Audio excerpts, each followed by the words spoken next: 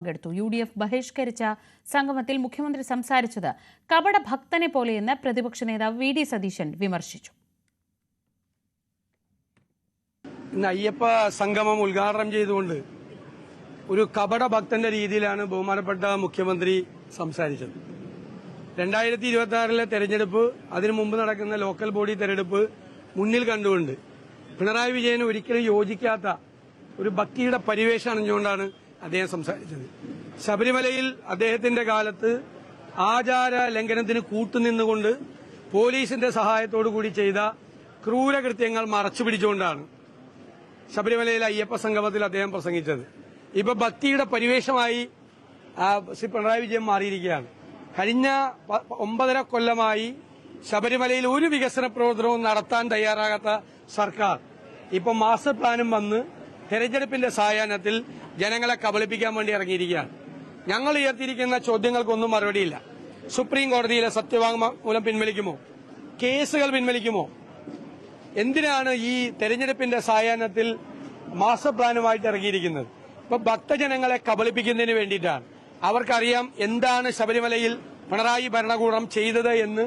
അയ്യപ്പ ഭക്തന്മാർക്ക്, വിശ്വാസികൾക്ക് നല്ല ഓർമ്മയുണ്ട്. അയ്യപ്പ സംഗമം സമാപിക്കുമ്പോൾ സർക്കാരിന് ഇത് രാഷ്ട്രീയ നേട്ടമായി മാറുകയാണ്.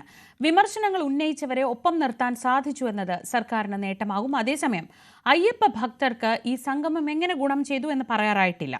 ചർച്ചകളിൽ പൊതുവെ ഉയർന്നു വന്നത് സ്ഥിരം നിർദ്ദേശങ്ങളും സ്ഥിരം പരിഹാര മാർഗങ്ങളും മാത്രമാണ്, കാലങ്ങൾ പഴക്കമുള്ള ഉറപ്പുകൾ. അതേസമയം പ്രതീക്ഷിച്ച അത്ര വിശ്വാസികൾ സദസ്സിൽ എത്താതിരുന്നതും ചർച്ചയാവുകയാണ്. പമ്പയിൽ നിന്ന് മഞ്ജുഷ് ഗോപാൽ തയ്യാറാക്കിയ റിപ്പോർട്ട് കാണാം. സർക്കാരും തിരുവിതാംകൂർ ദേവസ്വം ബോർഡും ചേർന്ന് പമ്പയിൽ നടത്തിയ അയ്യപ്പ സംഗമം സമാപിക്കുമ്പോൾ 2 കാര്യങ്ങളാണ് ഉള്ളത്. ഒന്ന്, സർക്കാരിനിത് എങ്ങനെ നേട്ടമായി. 2, ശബരിമലയിലെത്തുന്ന അയ്യപ്പ ഭക്തർക്ക് ഇതെങ്ങനെ ഗുണകരമായി മാറും. ഒന്നാമത്തേത് സർക്കാരിന്റെ നേട്ടം. സർക്കാരിന് ഇതൊരു രാഷ്ട്രീയ നേട്ടമായിട്ടുണ്ട്.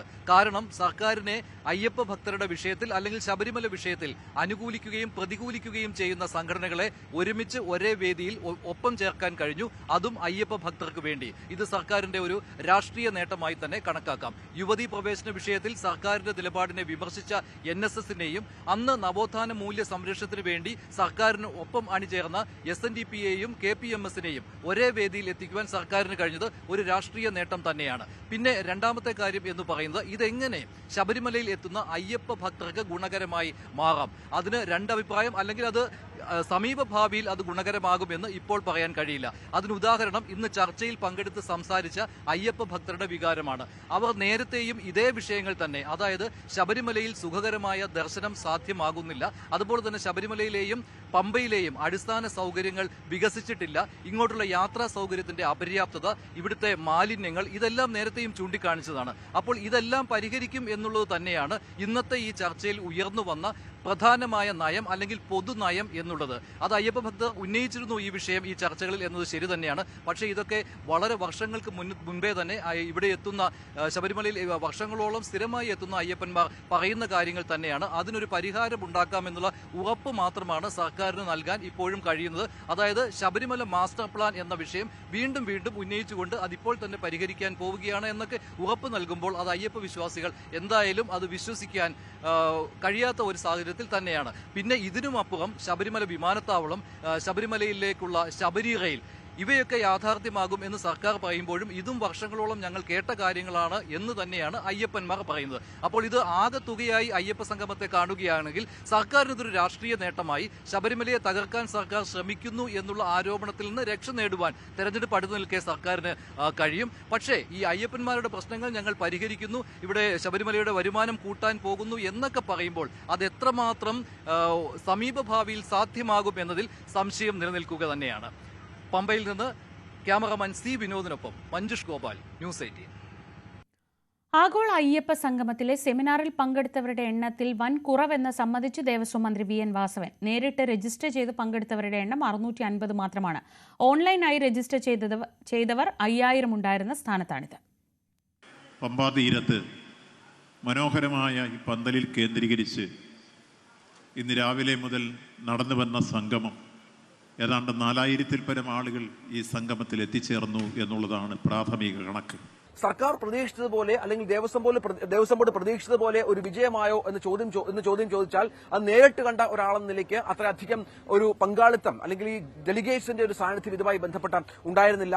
അതിൽ വളരെ പ്രധാനപ്പെട്ട കാര്യം നമ്മൾ കഴിഞ്ഞ ദിവസം റിപ്പോർട്ട് ചെയ്തതുപോലെ തമിഴ്നാട്ടിൽ നിന്നുള്ള ഭരണഘടനാപരമായി തമിഴ്നാട്ടിൽ നിന്നുള്ള മന്ത്രിമാർ 2 മന്ത്രിമാരെ മാത്രമാണ് പങ്കെടുത്തത്. അതിനിടയിൽ ഒരു മന്ത്രി അല്പം ഒന്ന് തനിക്കൊരു പ്രാധാന്യം നൽകിയില്ല എന്ന് പറഞ്ഞ് ഒന്ന് പിണങ്ങിപ്പോയ മന്ത്രി പിന്നെ തിരിച്ചു വരുന്ന കാഴ്ചയൊക്കെ നമ്മൾ കണ്ടു. അത് മാത്രമല്ല മറ്റ് സംസ്ഥാനങ്ങളിൽ നിന്ന്, അതായത് അയ്യപ്പന്മാർ ഏറ്റവും കൂടുതൽ ശബരിമലയിലേക്ക് വരുന്ന ആന്ധ്രയിൽ നിന്നും തെലങ്കാനയിൽ നിന്നും കർണാടകയിൽ നിന്നുമുള്ള പ്രാതിനിധ്യം, അതായത് നേരിട്ട് ക്ഷണിച്ച ഭരണകർത്താക്കളുടെ നിന്ന് പ്രാതിനിധ്യം ഈ സംഘവുമായി ബന്ധപ്പെട്ട ഉണ്ടായില്ല എന്നുള്ളതാണ്. ഡൽഹി ലഫ്റ്റനന്റ് ഗവർണർ അടക്കം ക്ഷണിച്ചിരുന്നു, അദ്ദേഹത്തിന്റെ സാന്നിധ്യം ഉണ്ടായില്ല. പക്ഷെ അപ്പോഴും ഈ യോഗി ആദിത്യനാഥ് ആശംസ അർപ്പിച്ചുകൊണ്ട് നൽകിയ കത്താകും ഇനിയുള്ള ദിവസങ്ങളിൽ ദേവസ്വം ബോർഡ് അടക്കം ഉയർത്തിക്കാട്ടുക എന്നുള്ളത് വളരെ പ്രധാനമാണ്. ആഗോള അയ്യപ്പ സംഗമം ശബരിമലയുടെ വികസനത്തിന് ഗുണം ചെയ്യുമെന്ന് തന്ത്രി കണ്ഠരര് മോഹനര്. ശബരിമല വികസനവുമായി ബന്ധപ്പെട്ട ഏത് പരിപാടിയിലും സഹകരിക്കും. 22-ന് പന്തളത്തെ പരിപാടിയിലും ക്ഷണമുണ്ട്. പങ്കെടുക്കുന്ന കാര്യം തീരുമാനിച്ചിട്ടില്ലെന്നും തന്ത്രി പറഞ്ഞു. വനം മന്ത്രി AK ശശീന്ദ്രനെ വേദിയിലിരുത്തി SNDP യോഗം ജനറൽ സെക്രട്ടറി വെള്ളാപ്പള്ളി നടേശന്റെ വിമർശനം. വനം മന്ത്രിയുടെ പല പ്രവർത്തനങ്ങളും കണ്ടാൽ ഈ മന്ത്രിസഭയിലെ മന്ത്രിയാണോ എന്ന് സംശയം തോന്നും. വനം വകുപ്പ് സർക്കാരിന്റെ ഭാഗമല്ലേ എന്നായിരുന്നു വെള്ളാപ്പള്ളിയുടെ വിമർശനം. വനനിയമം പാലിച്ച് ന്യായമായി ലഭ്യമാക്കേണ്ട ഭൂമി അടിയന്തരമായി കേന്ദ്രം ഇടപെട്ട് ലഭ്യമാക്കണമെന്നും വെള്ളാപ്പള്ളി കൂട്ടിച്ചേർത്തു.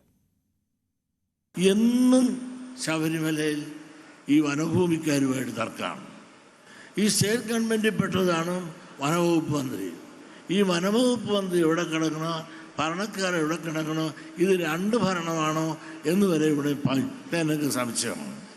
എന്ന് വന്നാൽ ഒരു കുറ്റി വെച്ചാൽ വനക്കാർ എതിർത്തു, അതല്ലെങ്കിൽ ഷെഡ് കെട്ടിയാൽ അത് പൊളിപ്പിച്ചു എന്നെല്ലാം പറഞ്ഞ് എന്നും ഈ വിവാദങ്ങൾ ഈ ഉത്സവ സീസണിൽ വനവുമായി ബന്ധപ്പെട്ടുണ്ടാകാറുണ്ട്. ആഗോള അയ്യപ്പ സംഗമ വേദിയിൽ പ്രസംഗിക്കാൻ ക്ഷണിക്കാൻ വൈകിയതിൽ പ്രതിഷേധിച്ച് തമിഴ്നാട് IT മന്ത്രി പളനിവേൽ വേദിയിൽ നിന്ന് ഇറങ്ങിപ്പോയി. ദേവസ്വം ബോർഡ് അംഗം അജികുമാർ അനുനയിപ്പിച്ചാണ് പളനിവേലിനെ തിരികെ കൊണ്ടുവന്നത്. ഇത്